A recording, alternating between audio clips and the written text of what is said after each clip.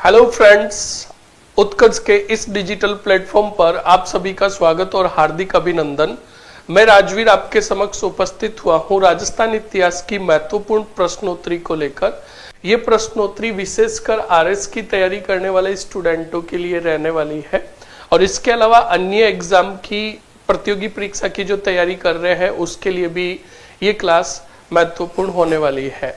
तो जल्दी से एक बार स्टूडेंट जुड़ जाइए, फिर सेशन को स्टार्ट करते हैं।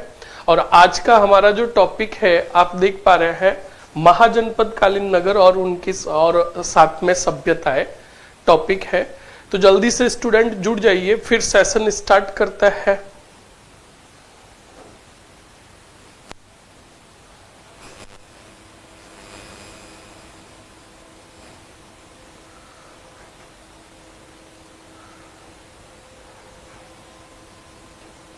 ओके, मिथुन, कैलाश, पूजा, ओके, जल्दी से जुड़ जाइए, फिर सेशन स्टार्ट करते हैं।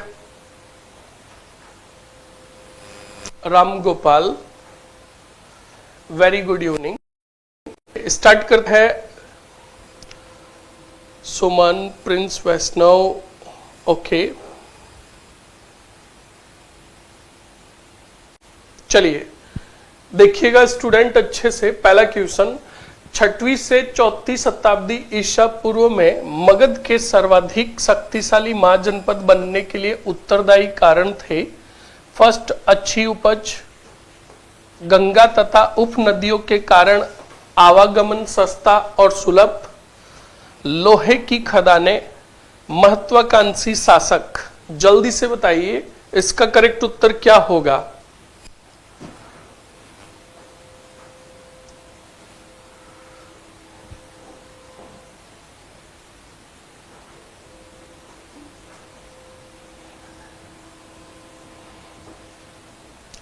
जल्दी से उत्तर दीजिए, इसका करेक्ट उत्तर क्या होगा student.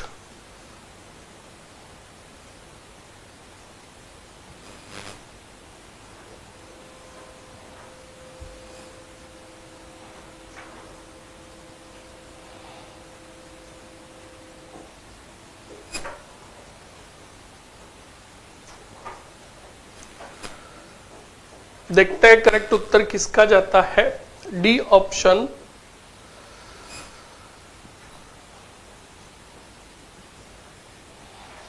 D option, D option, D option, D option, D option. Okay, चलिए देखिएगा स्टूडेंट, क्वेश्चन कह रहा है 6वीं से 4वीं शताब्दी ईसा पूर्व मगध के सर्वाधिक शक्तिशाली मान जनपद बनने के लिए उत्तरदायी कारण थे। मगध के शक्तिशाली बनने के अच्छी उपज बिल्कुल थे, गंगा तथा उप नदियों के कारण आवागमन सस्ता और सुलभ था बिल्कुल, और लोहे की खदानें यहाँ पर थी और महत्वाकांक्षी शासक भी थे। तो बिल्कुल याद रखिएगा, चौथे चारों जो कारण है वो बिल्कुल सही है। उत्तर हो जाएगा आपका डी ऑप्शन। डी ऑप्शन जिन्होंने उत्तर दिया है बिल्कुल सभी का उत्तर राइट है। नेक्स्ट देखिएगा आगे, अगला क्वेश्चन, निम्नलिखित कथनों पर विचार कीजिए। रेड से मौर्यकालीन सिक्के प्राप्त हुए जिनकी संख्या 3075 है। रंगमेल सभ्यता से गांधार शैली की मण मूर्तियां प्राप्त होने के प्रमाण मिले हैं। उपयुक्त में से कौन से कथन असत्य है। आपको असत्य कथन का पता लगाना है। यहाँ पर देखिएगा स्टूडेंट, रेड से रिलेटेड हम जानकारी ले लेते हैं। देखिएगा अच्छे से, रेड से अगर मैं बात करूं तो रेड सभ्यता से और चीजें याद रखिएगा। यहां से अपोलो का खंडित सिक्का प्राप्त हुआ, अपोलोडोटस का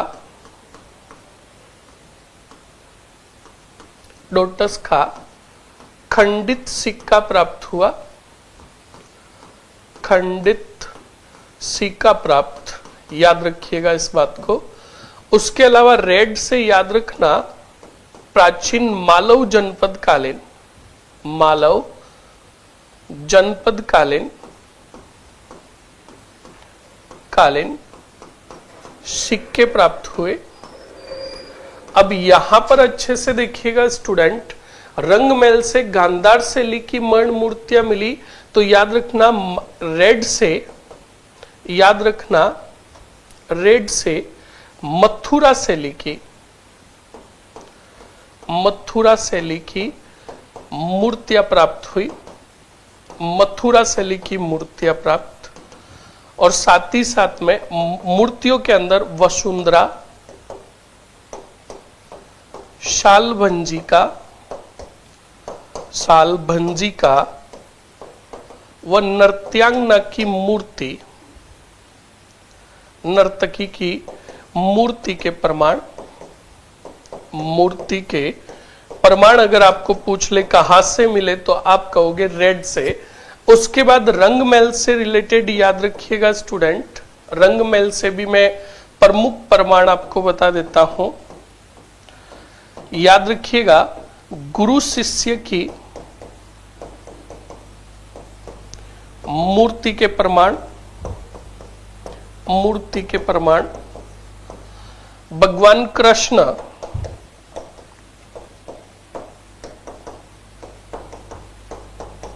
गोवर्धनधारी पर्वत धारण किए हुए, और साथ में याद रखिएगा मूंछों सहित, भगवान कृष्ण की मूंछों सहित गोवर्धन पर्वतधारी किए हुई मूर्ति के जो प्रमाण मिले, याद रखिएगा स्टूडेंट, वो मिले आपके कहां से? रंगमहल से। और रंगमहल से 3 संस्कृतियों के प्रमाण मिले। तो जल्दी से कमेंट सेशन के अंदर उत्तर भेजिए कि 3 संस्कृतियों के जो प्रमाण मिले वो कौन सी 3 संस्कृतियों के प्रमाण मिले। देखते हैं किसका उत्तर करेक्ट जाता है। और इस क्वेश्चन के उत्तर की बात करें तो असत्य कथन, रेड से मौर्यकालीन सिक्के प्राप्त हुए जिनकी संख्या 3075, ये पंचमारक सिक्के थे, बिल्कुल सही है। रंगमहल सभ्यता रेड से, और रंगमहल सभ्यता से गांधार शैली की मर्ण मूर्तियां प्राप्त हुई, बिल्कुल सही है। तो असत्य पूछ रहा, न फर्स्ट असत्य न सेकंड, उत्तर होगा हमारा डी ऑप्शन, डी ऑप्शन। जल्दी से बताइए स्टूडेंट, जल्दी से बताइए कि 3 संस्कृतियों के प्रमाण जो रंगमहल से मिले वो कौन सी है। जल्दी से बताइए, देखते करेक्ट उत्तर किसका जाता है।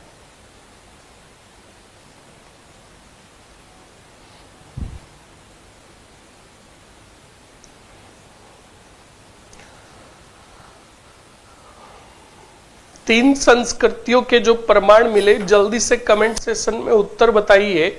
जो 3 संस्कृतियों के प्रमाण मिले वो 3 संस्कृतियां कौन सी है।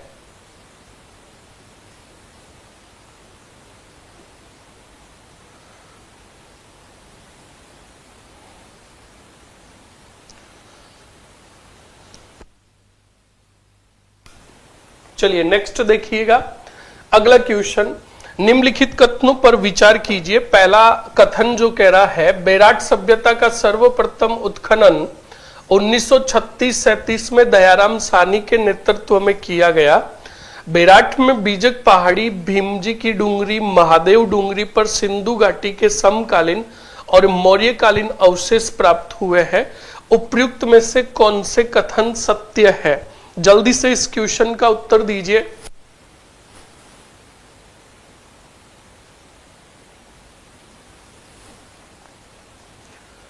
जल्दी से इस क्वेश्चन का उत्तर दीजिए, देखते हैं करेक्ट उत्तर किसका जाता है।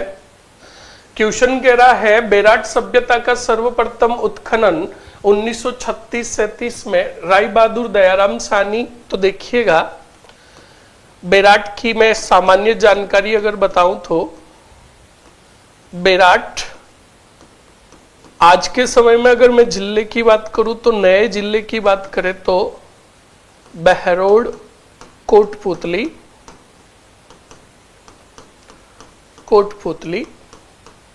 ओके। और पुराने जिले की अगर मैं बात करूं तो जयपुर के अंदर, ओके। नदी की बात करें तो नदी जो है वो है आपके बाणगंगा, ओके। प्राचीन नाम की मैं अगर बात करूं, इसका प्राचीन नाम जो है वो है विराटनगर। विराटनगर, और विराटनगर याद रखिएगा मत्स्य जनपद की, मत्स्य जनपद की राजधानी है। मत्स्य जनपद की राजधानी। ओके, इससे संबंधित कुछ डुंगरिया भी है, संबंधित डुंगरिया या पहाड़ियां भी इनको बोल सकते हैं हम। तो संबंधित डुंगरियों के अंदर देखिएगा बीजक डुंगरी, बीजक डुंगरी, भीमजी की डुंगरी, भीम डुंगरी, महादेव डुंगरी। ओके, याद रखिएगा इस बात को। बैराट की अगर मैं प्राचीन या उपनाम की बात करूं तो बैराट को कहा गया है प्राचीन युग की चित्रशाला। प्राचीन युग की चित्रशाला, याद रखिएगा, ये उपनाम है बैराट का। उत्खनन से रिलेटेड याद रखिएगा, पहले खोज व उत्खनन का कार्य जो किया 1936-37 में दयाराम साहनी ने किया, और उसके बाद याद रखिएगा विस्तृत उत्खनन की अगर बात करें तो वो किया था नीलरत्न बनर्जी व कैलाशनाथ दीक्षित ने। कैलाशनाथ दीक्षित ने, ये याद रखिएगा। तो ये पहला कथन जो कह रहा है, अच्छे से देखिएगा, बैराट सभ्यता का सर्वप्रथम उत्खनन 1936-37 में दयाराम साहनी के नेतृत्व में हुआ, बिल्कुल सही है। अब देखिएगा नेक्स्ट, बैराट में बीजक पहाड़ी, भीम डुंगरी, महादेव डुंगरी, सिंधु घाटी के समकालीन और मौर्यकालीन अवशेष प्राप्त होते हैं। तो देखिएगा यहां पर बीजक डुंगरी दे रखा है, बीजक डुंगरी से याद रखिएगा अशोक का शिलालेख, अशोक का शिलालेख जिसको कहा गया भाब्रू शिलालेख, भाब्रू शिलालेख, भाब्रू शिलालेख प्राप्त हुआ। ये 3री शताब्दी ईसा पूर्व है, 3री शताब्दी ईसा पूर्व का। ये सम्राट अशोक यानी मौर्यकालीन संस्कृति की जानकारी देता है, मौर्यकालीन संस्कृति की जानकारी देता है। ओके, तो जल्दी से मुझे कमेंट सेशन में बताओ, बीजक डुंगरी से जो अशोक का शिलालेख मिला ये 1837 ईस्वी में किसे प्राप्त हुआ था? जल्दी से कमेंट सेशन के अंदर उत्तर बताइए। कौन सा कथन सत्य है? तो याद रखिएगा सी ऑप्शन फर्स्ट और सेकंड दोनों सही है। ओके, हाँ, मिथुन बता रहा है रंगमहल से, हाँ, सिंध कालीन, कुषाण कालीन और गुप्त कालीन संस्कृति के प्रमाण मिले। बहुत बढ़िया मिथुन, बिल्कुल आपका उत्तर एकदम सही है, बहुत बढ़िया।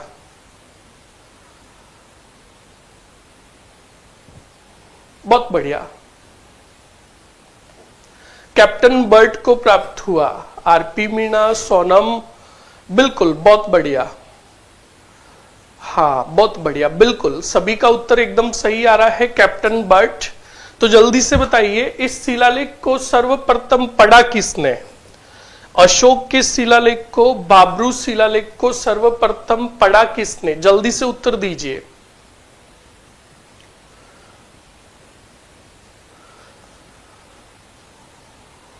जल्दी से बताइए स्टूडेंट, अशोक के शिलालेख को, भाब्रू शिलालेख को सर्वप्रथम पढ़ा किसने?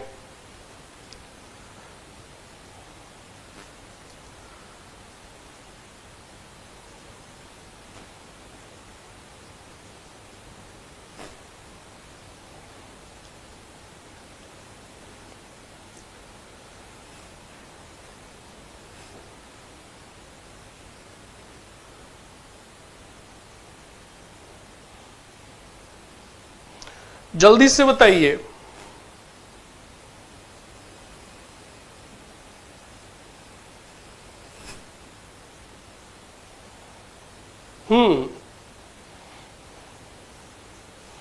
देखो याद रखिएगा, अशोक के शिलालेख, भाब्रू शिलालेख को सर्वप्रथम जेम्स प्रिंसेप ने पढ़ा।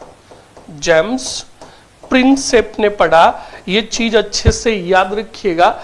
और ये वर्तमान के अंदर याद रखिएगा, ये शिलालेख जो है कलकत्ता के रॉयल एशियाटिक संग्रहालय के अंदर है। ओके, ये बात याद रखिएगा अच्छे से।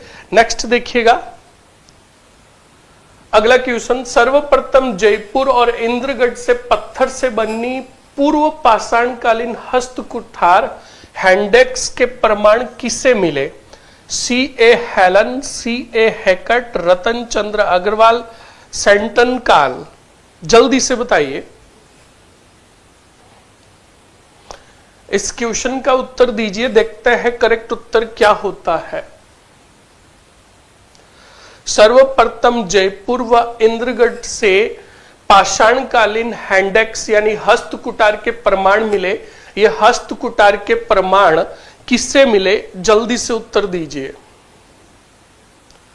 DK B option, Sapna Berwa C option, गोगली B option, Vishnu B option, Arjun B option, Kailash B option, Sitara हैकट Heer B option, Shalu B option, AK B option.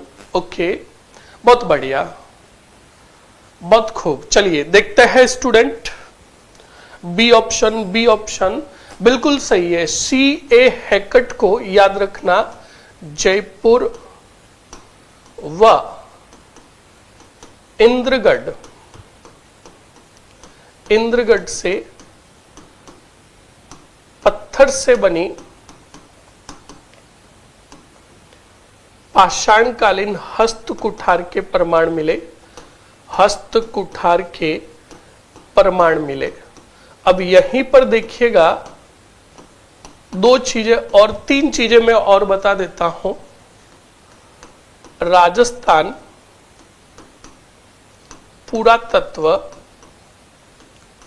एवं सर्वेक्षण विभाग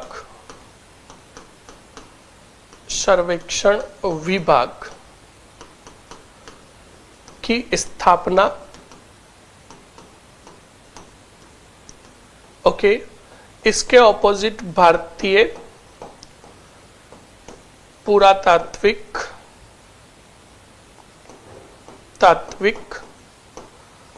एवं सर्वेक्षण विभाग की स्थापना,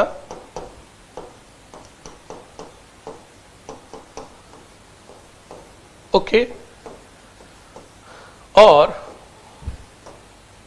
राजस्थान अभिलेखागार संस्था की स्थापना। ओके, आपके सामने तीन क्वेश्चन है, तीनों क्वेश्चन के उत्तर भेजिए, देखते हैं करेक्ट उत्तर किसका जाता है।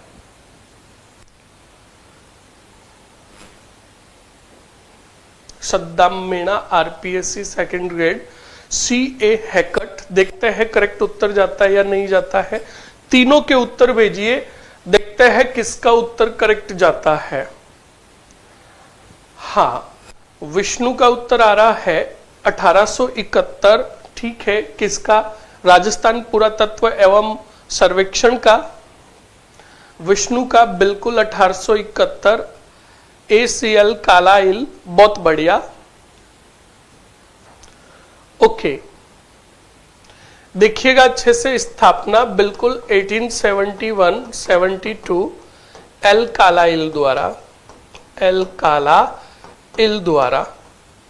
ओके, भारतीय पुरातात्विक एवं सर्वेक्षण विभाग की स्थापना याद रखना 1861 एलेक्जेंडर कनिंगम द्वारा। ओके, अब जल्दी से बताइए, राजस्थान अभिलेखागार संस्था की स्थापना कब हुई? दोनों संस्थाओं के उत्तर आ चुके हैं। राजस्थान अभिलेखागार संस्था की स्थापना कब हुई? जल्दी से बताइए।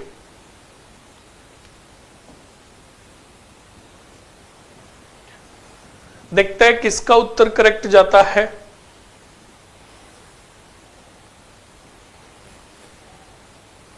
मुकेश सिंह, बहुत बढ़िया।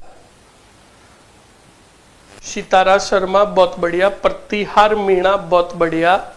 कैलाश का, AKB का, बहुत बढ़िया, बहुत बढ़िया। कहां हुई थी? 1955 में राजस्थान अभिलेखागार संस्था की स्थापना कहां हुई थी?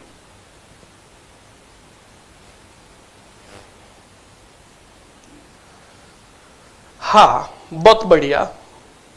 हाँ, यहां पर प्रतिहार मीणा ने कहां हुई थी स्थापना?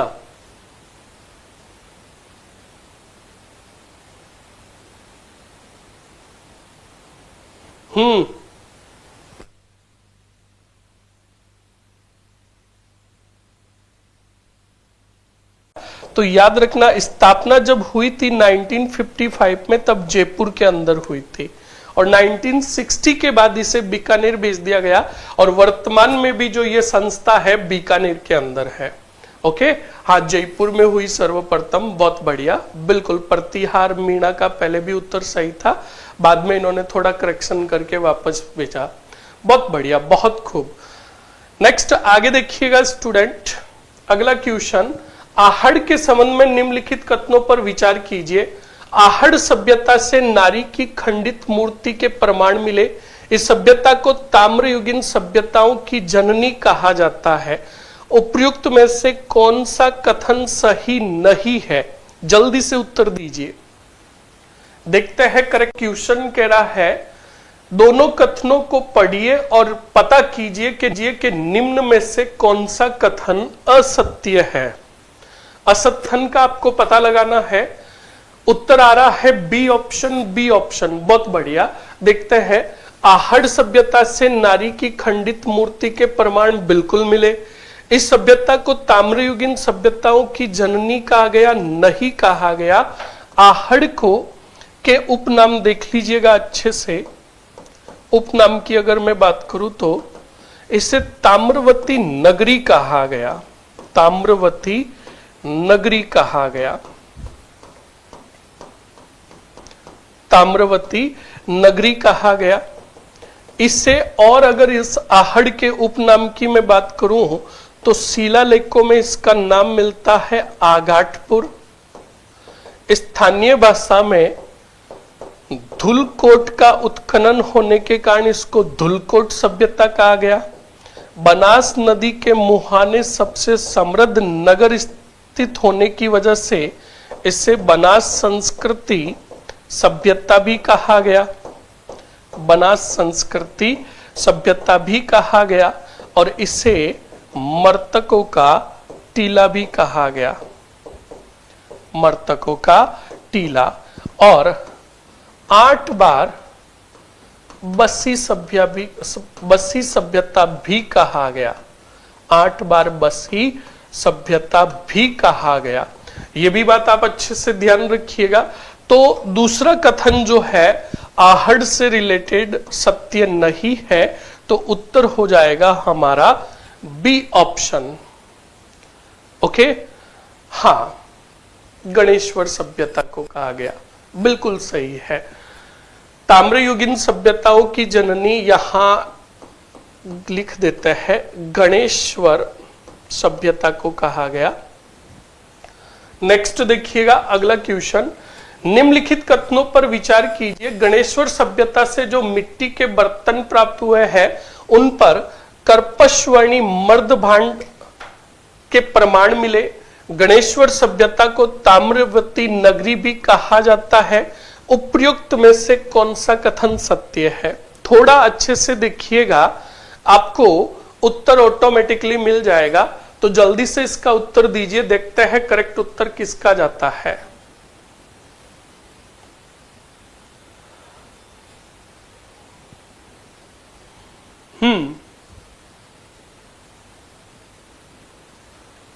सर, सिंधु लिपि को अभी तक पढ़ा क्यों नहीं गया? क्योंकि उस पर लिखी हुई भाषा जो है वो पढ़ने में नहीं आ रही है, इसलिए उसको नहीं पढ़ा गया।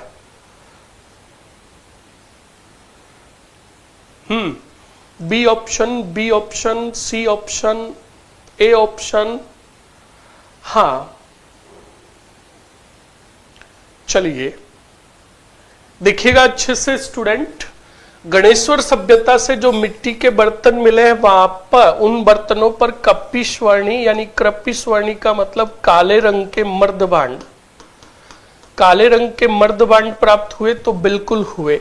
नेक्स्ट देखिएगा अच्छे से, गणेश्वर सभ्यता को ताम्रवती नगरी भी कहा जाता है, उपयुक्त में से कौन सा कथन सत्य है? तो यहां देखिए ताम्रवती नगरी नहीं कहा जाता है, इसे ताम्रयुगीन सभ्यताओं की, ताम्रयुगीन सभ्यताओं की जननी कहा जाता है।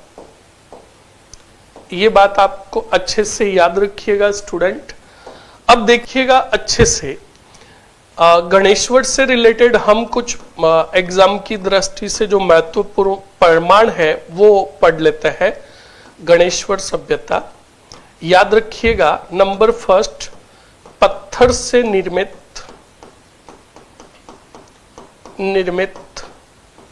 घरों के प्रमाण, घरों के प्रमाण, पत्थर से निर्मित बांध के प्रमाण, बांध के प्रमाण। उसके बाद नेक्स्ट अगर आगे मैं बात करूं तो मछली पकड़ने का कांटा, ओके। तांबे के उपकरणों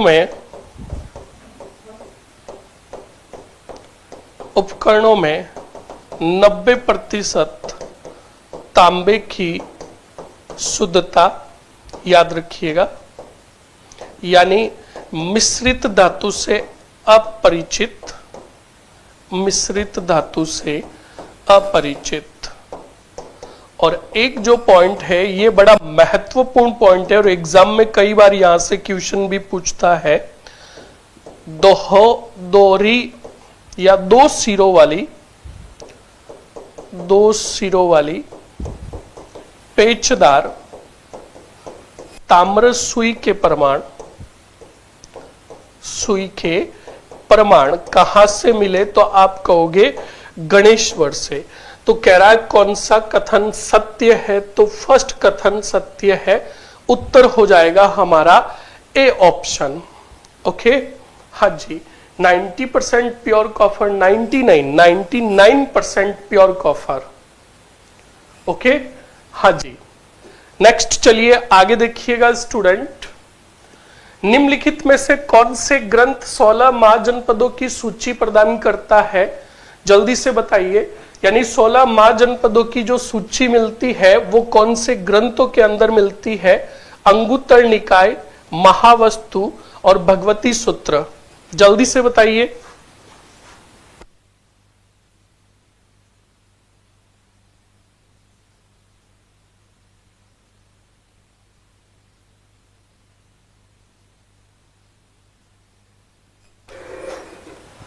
जल्दी से बताइए स्टूडेंट, देखते हैं इसका करेक्ट उत्तर कौन देता है। A option, D option, D option, D option, 1 2 3 दिखते हैं। विष्णु का डी ऑप्शन, रंजना परमार का डी ऑप्शन, विकास का सी ऑप्शन, रॉयल राजस्थान का डी ऑप्शन, टोंक का नवाब इंद्रराज। 1 और 2 देखते हैं।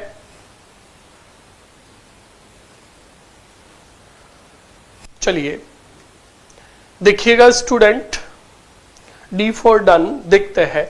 देखिएगा 16 महाजनपदों की सूची जो मिलती है वो अंगुत्तर निकाय में भी मिलती है, महावस्तु में भी मिलती है और भगवती सूत्र में भी मिलती है। जिसने भी उत्तर दिया डी फॉर डन, तो बिल्कुल उत्तर सही है, डी फॉर डन। ओके, याद रखिएगा, बिल्कुल डी ऑप्शन आपका उत्तर सही है। नेक्स्ट देखिएगा स्टूडेंट, अगला क्वेश्चन, निम्नलिखित में से असुमेलित युग्म को छाटिए। एक तरफ जिले लिखे हुए, दूसरी तरफ सभ्यता है, तो सीधा क्वेश्चन देखते ही हमें पता चल जाना चाहिए। तो जल्दी से उत्तर दीजिए, इसका करेक्ट उत्तर क्या होता है, और फिर हम प्रमुख उन सभ्यताओं को कवर करेंगे और उन सभ्यताओं के साथ साथ हम ये भी जानेंगे कि प्रमुख सभ्यताएं कौन सी नदी के किनारे थी। हाँ, D option, D option, D option. Okay,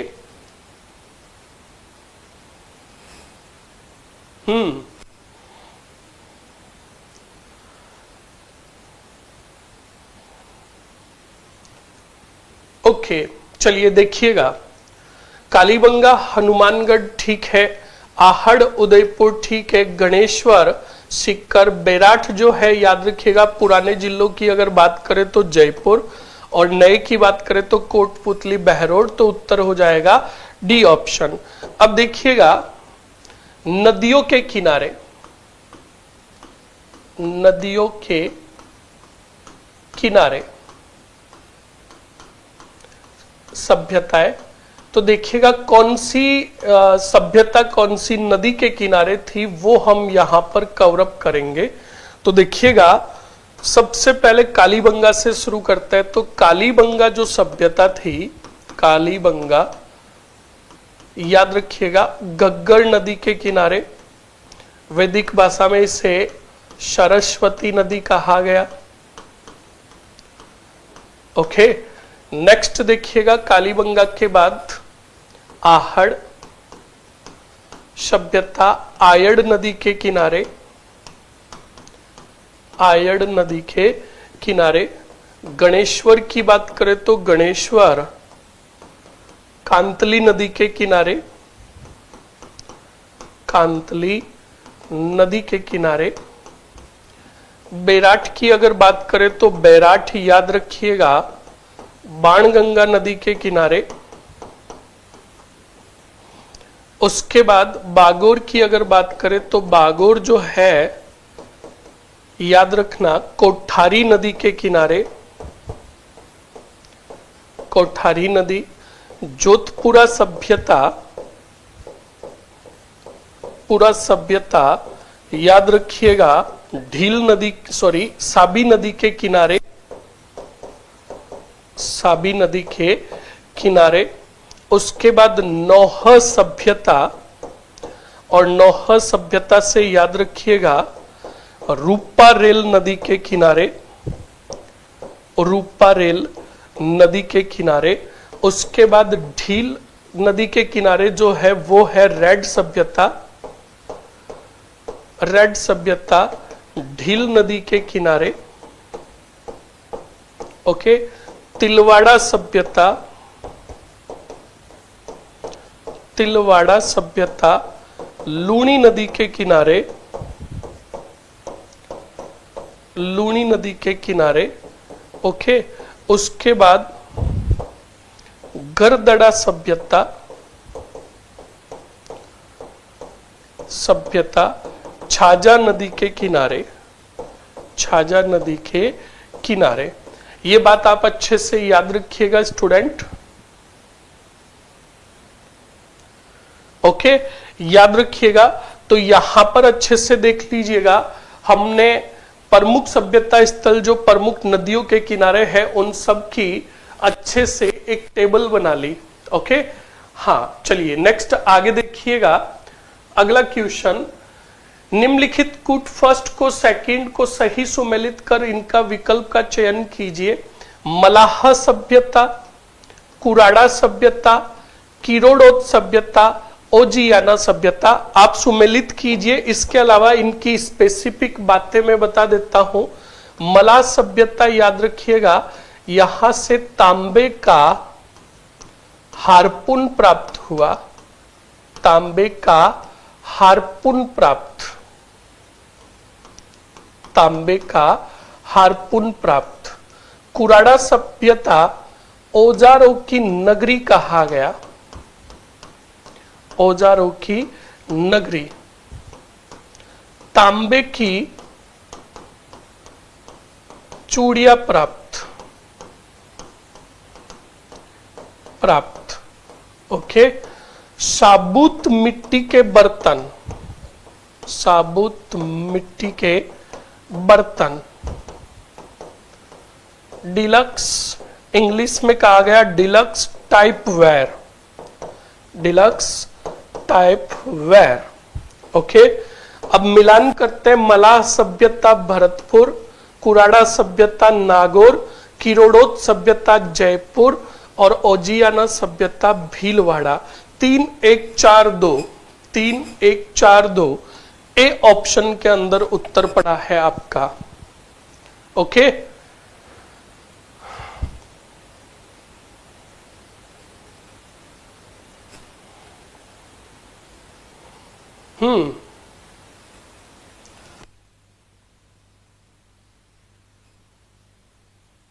जल्दी से बताइए स्टूडेंट, ये चीजें आपने कौरव की और ये चीजें अच्छे से साथ में देखिएगा, ये बड़ी महत्वपूर्ण बातें हैं।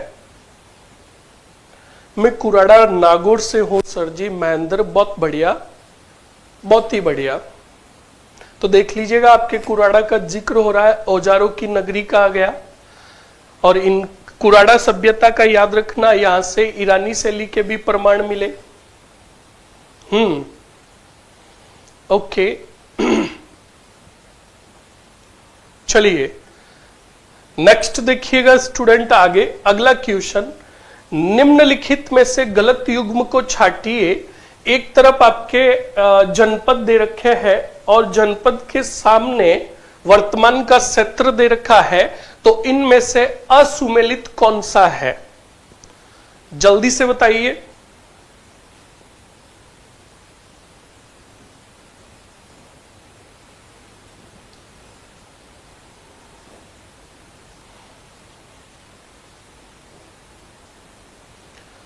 जल्दी से उत्तर दीजिए स्टूडेंट, देखते हैं करेक्ट उत्तर किसका जाता है।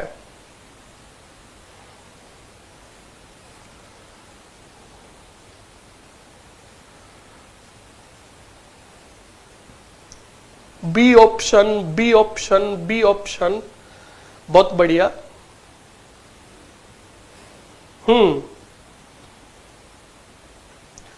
B option. चलिए देखते हैं।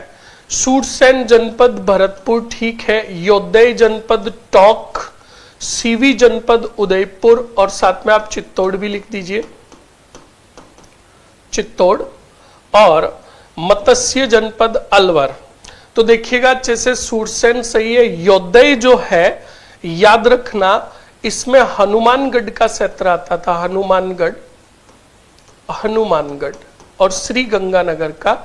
टोंक जो है, टोंक के अंदर आता था मालव जनपद। कौन सा? मालव जनपद। तो यहां पर उत्तर हो गया हमारा बी ऑप्शन। ओके, हाँ जी बिल्कुल। योदय क्षेत्र जो है हमारे राजस्थान के नक्शे में देखें तो उत्तरी क्षेत्र की तरफ, वही हनुमानगढ़ और श्री गंगानगर। चलिए नेक्स्ट देखिएगा। निम्नलिखित में से कौन सा जनपद अलवर एवं जयपुर के मध्य स्थित था? जल्दी से बताइए। अलवर व जयपुर के मध्य स्थित था। देखते हैं करेक्ट उत्तर किसका जाता है। टोंक का नवाब, मत्स्य जनपद, प्रतिहार मीणा, मत्स्य जनपद। ओके, सी ऑप्शन कालू का।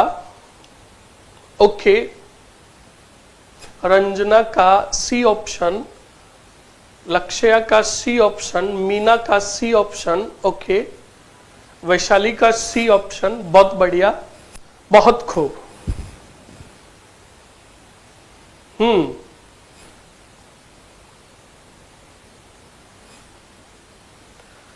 बहुत खूब, बहुत बढ़िया। बिल्कुल याद रखिएगा स्टूडेंट, अलवर और जयपुर का क्षेत्र अगर आपको पूछे तो मत्स्य जनपद। ओके, ध्यान रखिएगा। नेक्स्ट आगे देखिएगा।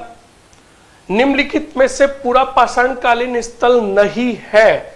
डीडवाड़ा, बागोर, तिलवाड़ा व कालीबंगा। जल्दी से बताइए। डीके सर, मेरा भी नाम ले लो। डीके, बिल्कुल आपके उत्तर भी सही आ रहे हैं।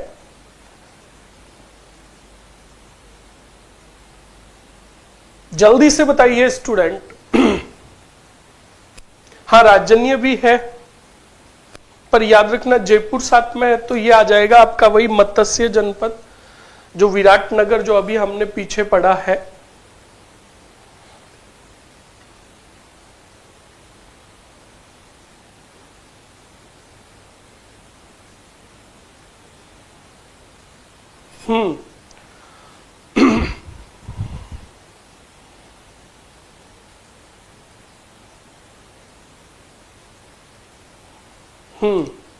ओके,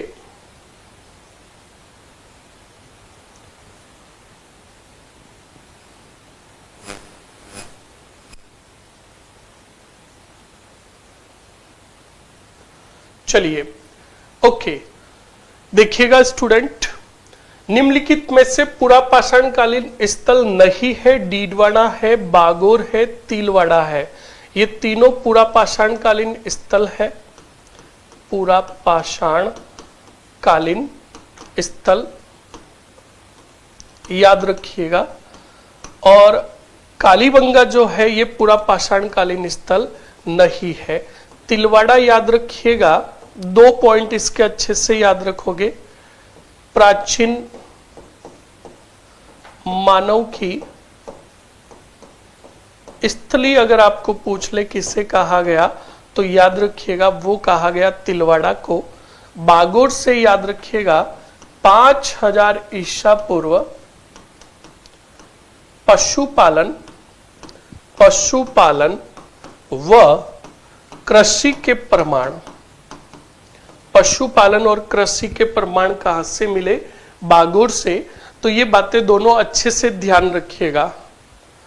ओके, तो यह उत्तर हो जाएगा हमारा डी ऑप्शन। नेक्स्ट, निम्नलिखित को सुमेलित कीजिए। एक तरफ आपके जनपदों के नाम दे रखे और दूसरी तरफ उनका क्षेत्र दे रखा है, जो आपको मिलान करना है। जल्दी से बताइए इसका करेक्ट उत्तर क्या होगा।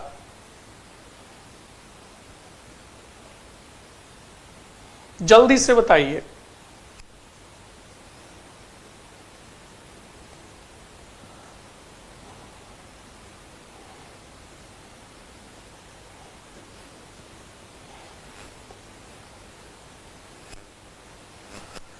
तीन एक चार दो देखते हैं, 3 1 4 2 देखते हैं किसका उत्तर सही जाता है। 3 4 1 2 भी उत्तर आया है, देखते हैं।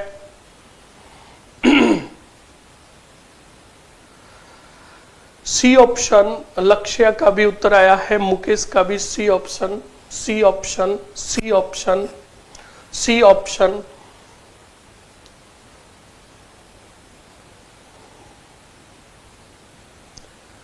ओके, चलिए देखिएगा अच्छे से स्टूडेंट।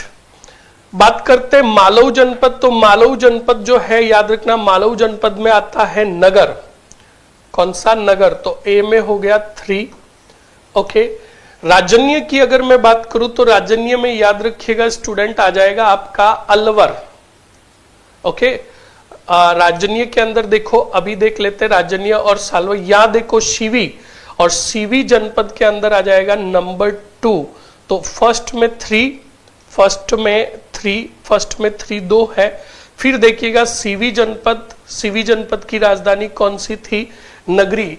और डी में 2, तो डी में 2 उत्तर हो जाएगा आपका सी ऑप्शन। ओके, ध्यान रखिएगा। बी के अंदर राजन्य में आ जाएगा भरतपुर।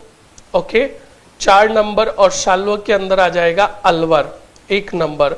तो 3 4 1 2, 3 4 1 2 जिन्होंने उत्तर दिया है बिल्कुल उनका उत्तर सही है।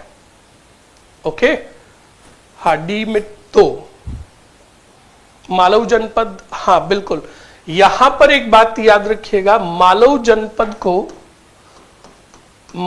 जनपद में याद रखिएगा नगर सभ्यता, जैसे यहां पर आ रखा है नगर सभ्यता को याद रखना खेड़ा सभ्यता के नाम से भी जाना गया है। किस नाम से? खेड़ा सभ्यता के नाम से भी जाना गया है। ओके, याद रखिएगा इस बात को। नेक्स्ट आगे देखिएगा, राजस्थान में स्लेटी रंग की चित्रित मर्दभांड संस्कृति का प्रतिनिधित्व करने वाली करने वाले 4 स्थल है, जल्दी से बताओ। स्लेटी रंग के मर्दभांड, जल्दी से बताइए, देखते हैं करेक्ट उत्तर किसका जाता है।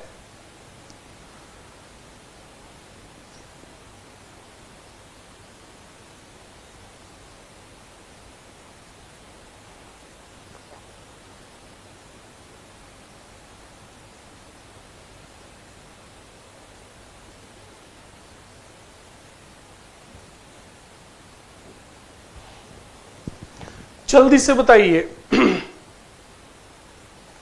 टोंक का नवाब सी ऑप्शन, कालू लावा C option, C option. Sir आपने हिस्ट्री डीपली पढ़ाई है, कुछ सभ्यताओं में पुनर्जन्म होता है, कुछ में नहीं। आपका अनुभव, आपके अनुभव से क्या है? कुछ भी नहीं। अनुभव यहाँ पर हम साझा नहीं करेंगे, यहाँ पर सिर्फ हम ऑब्जेक्टिव टाइप प्रश्नोत्तरी को कवर अप करेंगे। ओके, जैसे पुनर्जन्म, पुनर्जन्म और पुनर्जन्म का मतलब वापस बसने का, तो हम 2 से 3 सभ्यताएं राजस्थान में ऐसी पढ़ते हैं जहां पर ऐसे प्रमाण मिले। जैसे याद कीजिए, आहड़ का मैंने लिखा है 8 बार बसी, 8 बार उजड़ी सभ्यता। रंगमहल के अंदर आप पढ़ते हो 3 बार बसी, 3 बार उजड़ी सभ्यता, है ना, ध्यान रखिएगा। तो स्लेटी रंग के मर्दबांड संस्कृति के अंदर जो आते हैं सुनारी, जोधपुरा, विराटनगर, तिलवाड़ा नहीं। आहड़, जोधपुर, विराटनगर, नौह नहीं, क्योंकि आहड़ के अंदर आपने देखा होगा लाल व काले रंग के मर्दबांड है। सुनारी, जोधपुरा, विराटनगर और नौह। उत्तर हो जाएगा आपका सी ऑप्शन। जिन्होंने सी ऑप्शन उत्तर दिया है बिल्कुल उनका सही है। सुनारी, जोधपुरा, विराटनगर यानी बेराट और नौह। ओके, याद रखिएगा इस बात को। नेक्स्ट आगे देखिएगा स्टूडेंट। आहड़ सभ्यता स्थल से प्राप्त अवशेष है मकानों से गंदा पानी निकालने की नालियां, संयुक्त परिवार के प्रमाण, तांबे की कुल्हाड़ियां, उपर्युक्त सभी। जल्दी से बताओ इसका करेक्ट उत्तर क्या होगा।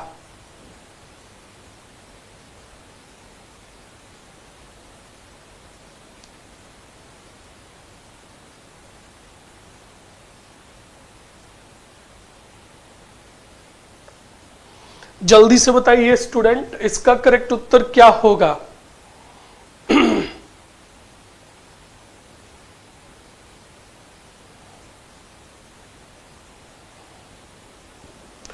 D option, D option, D option. Okay,